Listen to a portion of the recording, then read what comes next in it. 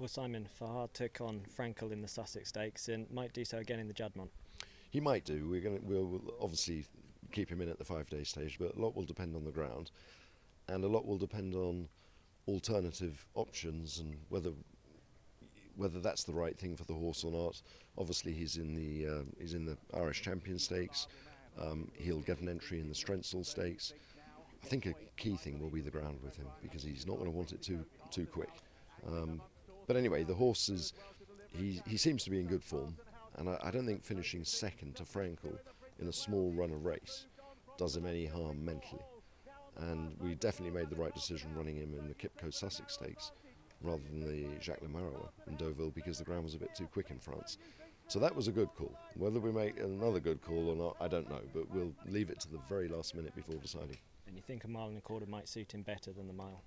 I would say so. I think at York, you know, he was outpaced, and it's not at York, at Goodwood he was outpaced, and I think that his best run probably came in the Eclipse, the Coral Eclipse, and to my mind that looked like his best trip.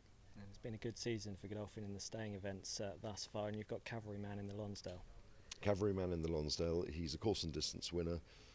He's in good form. He won well at Sandown last time, and you know, we've just sort of freshened him up and keep him sweet, because he's getting a bit long in the tooth now, but he travels well in his races and he just tends to pull himself up in front a little bit. So I think if he's good enough to get to the front, we'll try and hold that to the last minute.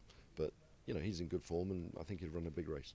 How would he compare to the likes of Opinion Poll and Colour Vision? Well, they would be better than he is. Colour Vision would be a better horse than Cavalryman over that trip, and Colour Vision would beat him, but we're not going to run him. We'll keep him for Doncaster. And you've got Enke taking on Noble Mission once again in the Great Voltigeur. Enke, he ran really well in the Gordon Stakes at Goodwood. You know, we'd fancy our chances of reversing form with Noble Mission. He was a little bit inexperienced, and Goodwood just found him out a little bit. I can't be convinced that he's going to reverse placings, but I'd fancy our chances based on the fact that a little bit more experience under his belt. I think York will suit him well, the straight there, and I think he would have a big chance. We also run a very nice new recruit from Germany called Energizer, and you know, he's been working well. He put up a really eye-catching effort at Royal Ascot over 1.25 miles. This trip should suit him. He's a nice horse. And Energizer takes it up from in second place, Stipulate, changing leads here. Mukadram back in third. Tales of Grim is plugging on with Rewarded, but racing up towards the line, Energizer. Stipulate is galloping on, Gamely is second, but it's not enough, and Energizer is a decisive winner. And longer term, both going for the St Ledger. Hopefully, you know, they just need to run good races at York to book their tickets to Town Moor, but listen, we want to be at the St Ledger, and these are the only 2 chances we got, so, you know, win, lose or draw, something's going to turn up there.